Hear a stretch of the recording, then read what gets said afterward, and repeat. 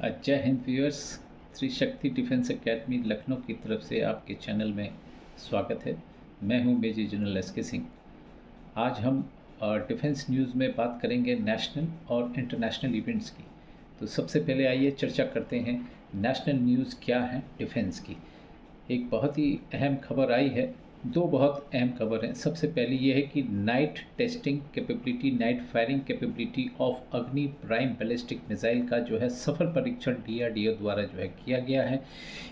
जैसा कि आपको मालूम है, अग्नि इस मिसाइल की जो रेंज होगी वो 1000 से लेकर 2000 किलोमीटर तक की होगी और ये न्यूक्लियर कैपेबल वॉर हेड यानी कि न्यूक्लियर वॉर हेड ये कैरी कर सकती है। तो ये नाइट में इसका फायरिंग करना एक इसका सफल परीक्षण हुआ है, तो ये एक अच्छी खबर आई है डिफेंस के लिए।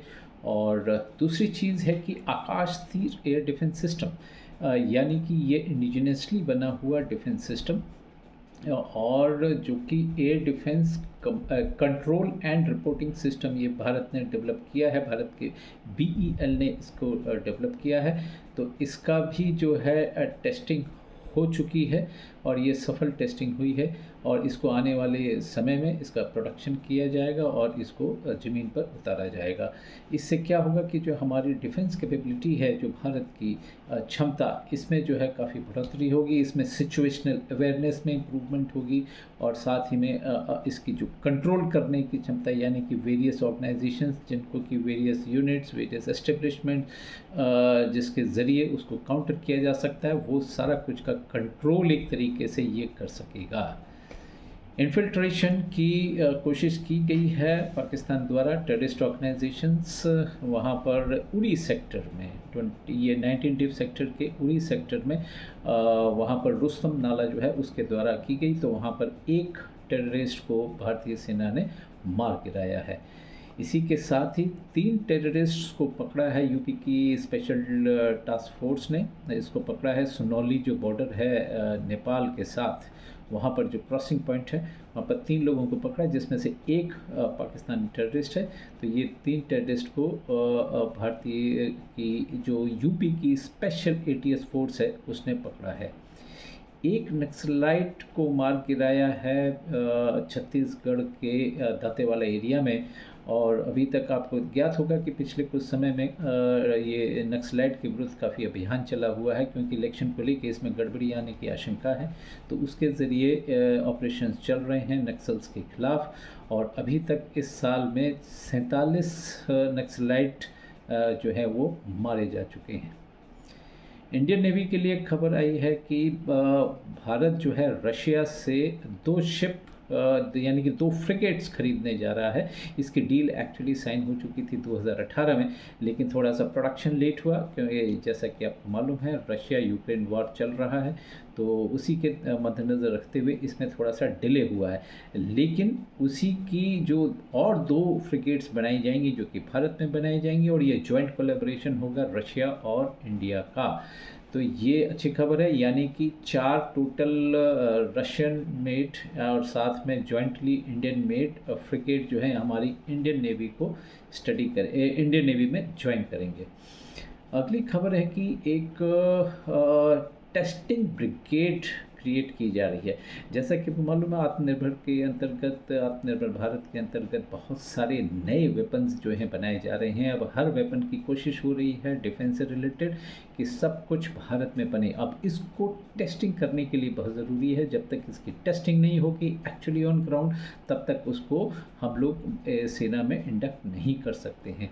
तो एक ऐसी ब्रिगेड क्रिएट की जा रही है जो भी नया हथियार बनेगा तो ये ब्रिगेड को जिम्मेदारी मिलेगी और उसको टेस्टिंग करने के लिए। इससे फ़ायदा ये रहेगा कि जितनी अदरवाइज़ हमारे जो एक्चुअल ट्रुप्स हैं, एक्चुअल यूनिट्स हैं, वो लोग इन्वॉल्व हो जाते हैं इसकी टेस्टिंग के लिए and which is not actually their primary role और इवन सेकेंडरी रोल भी नहीं है। तो इस वजह से अगर ये ब्रिगेड रेज होगी तो ये अच्छी खबर है and they will be dedicated for testing the various new equipment being produced by India। तो ये सब टेस्टिंग करेगा।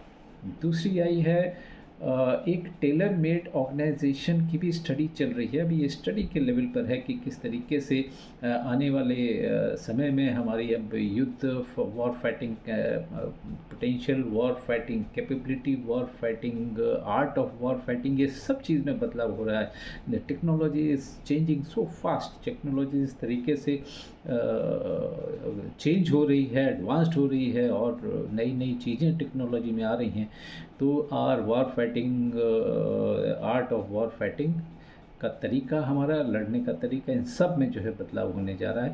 तो इसी के अंतर्गत एक ऐसी ऑर्गेनाइजेशन क्रिएट क्यों न की जाए जो कि जब हमारे पीस टाइम में हम लोग वार गेमिंग करते हैं उसको सही रूप से वार गेमिंग को असेस कर सके और साथ ही ट्रेनिंग को भी असेस कर सके कि क्या हमारी यूनिट्स की जो ट्रेनिंग है, हमारे फाइटिंग ट्रूप्स की जो ट्रेनिंग है वो मॉडर्न टेक्नोलॉजी को ध्यान में रखते हुए है कि नहीं है। तो ये एक अच्छी खबर है।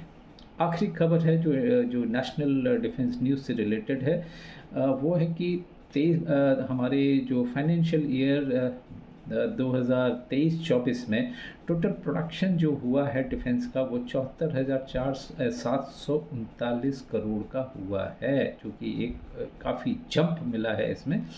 और इसमें एक अच्छी खूबी ये है कि प्राइवेट सेक्टर की तकरीबन 22% इसमें हिस्सा है, यानी कि प्राइवेट सेक्टर ने 16,411 करोड़ के वर्थ ऑफ इक्विपमेंट जो हैं बनाए हैं।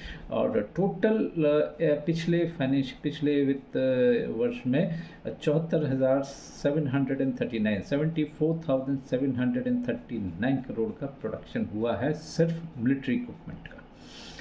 आइए अब रुक करते हैं इंटरनेशनल की तरफ। कोई खास खबर नहीं है, जैसा कि आपको मालूम है 2 युद्ध क्षेत्र आजकल छिड़े हुए हैं, खुले हुए हैं। सबसे पहला है रशिया यूक्रेन वॉर फ्रंट। वहाँ से ये खबर आई है कि रशिया ने मिसाइल्स फायर किया है पावर स्टेशन, जो कि उड़ीसा एक ऐसा शहर है जहाँ की बिल्कुल ब्लैक सी समुद्र के पास है, ब्लैक सी से लगा हुआ है। तो वहाँ का जो पावर स्टेशन है उसको टारगेट किया है, उसको डैमेज किया है। और दूसरी तरफ यूक्रेन ने क्लेम किया है कि they have shot down a number of drones being launched by Russia. तो ये क्लेम्स एंड काउंटर क्लेम्स चल रहे हैं। और दूसरा युद्ध क्षेत्र है इजराइल हमास वॉर।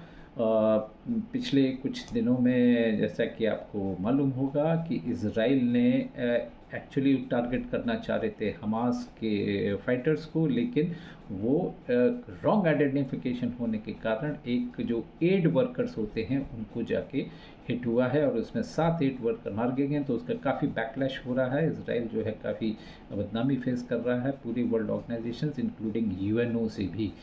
तो लेकिन उसने इजराइल ने क्षमा मांगा है और अपनी मिस्टेक को स्वीकार किया है। इसी के अंतर्गत 2 अफसर्स को जो है उन्होंने बर्खास्त भी किया है और उन्होंने ये कहा है कि इंटेंशन उनका सिविलियंस या एड वर्कर्स को मारने का नहीं था, बल्कि वो हमास को टारगेट कर रहे। सो ये मिस्टेकन आइडेंटिटी केस है जो कि इजराइल को काफ़ी महंगी पड़ सकती है।